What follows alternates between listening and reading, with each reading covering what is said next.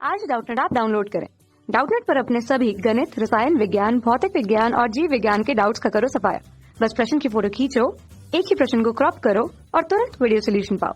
अभी डाउनलोड करें। हमारा सवाल है यहाँ पर, मनुष्य में भ्रूण विकास के समय इससे पोषण कैसे प्राप्त होता है। ऑप्शन ए, मनुष्य के अंडों में प्रचुर मात्रा में पोषक पदार्थ संचित रहते हैं। ऑप्शन बी, गर्भाशय की दीवार से लगातार पोषक पदार्थ स्रावित होते हैं। ऑप्शन सी, भ्रूण एवं गर्भाशय की दीवार के बीच जरायु नामक रचना के द्वारा पोषक पदार्थों की आपूर्ति होती है। ऑप्शन डी, भ्रूणावस्था में अतिरिक्त पोषण की आवश्यकता नहीं होती। तो अगर हम यहाँ पर भ्रूण की बात करें तो भ्रूण जो होता है ये यहाँ पर गर्भाशय में लगा होता है। मनुष्य के अंदर यहाँ पर भ्रूण जो होता है उसका विकास गर्भाशय के अंदर होता है। तो इस प्रकार की यहाँ पर जो संरचना होती है उसे हम यहाँ पर गर्भाशय के नाम से जानते हैं। अब भ्रूण जो होता है कि गर्भाशय की सिर्फ एक भित्ति की तरफ से जुड़ा हुआ होता है। तो इस स्थान पर यहाँ पर ये जो क्षेत्र होता है इसे फंडस क्षेत्र कहते हैं।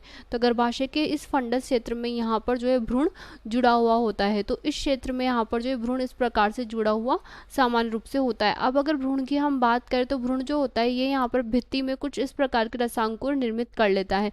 तो इस प्रकार से यहाँ पर जो रसांकुर निर्मित होते हैं इन रसांकुरों को हम यहाँ पर जो है जरायु यानी कि प्लेसेंटा के नाम से जानते हैं। तो यहाँ पर जो है इस प्रकार से प्लेसेंटा विकसित हो जाता है। अब प्लेसेंटा की अगर हम बात करें तो प्लेसेंटा जो होता है इसका यहाँ पर कार्य होता है भ्रूण को पोषण प्रदान करने का। प्लेसेंटा जो होता है ये भ्रूण से यहाँ पर मध्यवर्ती रूप में जुड़ा हुआ होता है। इसे हम इस प्रकार से समझ सकते हैं कि इससे यहाँ पर जो है एक अम्बिलिकल कोड नामक संरचना निकली होती है। तो उस अम्बिलिकल कोड नामक वाली संरचना जो होती है इसके अंतर्गत यहाँ पर जो है दो तो आर्टरी पाई जाती है, यानी कि दो तो यहाँ पर अम्बिलिकल धमनियाँ पाई जाती है, साथ में एक यहाँ पर अम्बिलिकल शिरा पाई जाती है। तो यहाँ पर एक धमनी व शिरा जो होती है इसका कार्य यहाँ पर सामान्य रूप से होता है भ्रूण को पोषण प्रदान करने का, भ्रूण से यहाँ पर उत्सर्जित पदार्थों को पुनः ले लेने का।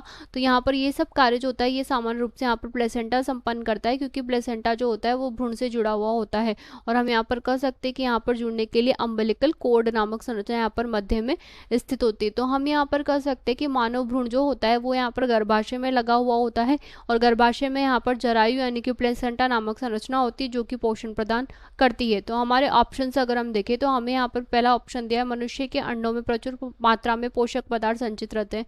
तो ये ऑप्शन तो यहाँ पर गलत हो जाएगा कि जो मात्रा होती है वो बहुत ही ज़्यादा कम होती है। तो योग की कम मात्रा के कारण यहाँ पर योग जो होता है वो पोषण प्रदान नहीं करता। तो ये ऑप्शन तो गलत है। फिर दिया है गर्भाशय की दीवार से लगातार पोषक पदार्थ स्रावित होते हैं।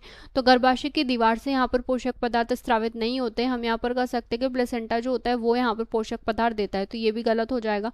अगला दिया है, भ्रूण एवं गर्भाशय की दीवार के बीच यहाँ पर जरायु नामक रचना के द्वारा पोषक पदार्थों की आपूर्ति होती है। तो ये यहाँ पर सही हो जाएगा। तो हम यहाँ पर कह सकते हैं कि हमारा जो ऑप्शन सी है वो यहाँ पर बिल्कुल सही है।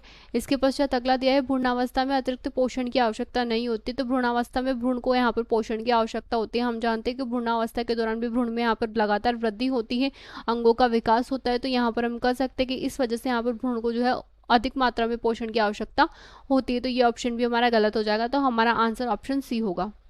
कक्षा 6 से 12वीं से लेकर नीट, IIT, JEE वो एडवांस के लेवल तक 1 करोड़ से ज्यादा छात्रों का भरोसा। आज ही डाउनलोड करें डाउटनेट ऐप या व्हाट्सएप करें अपने सारे डाउट्स 8400 400 400 पर।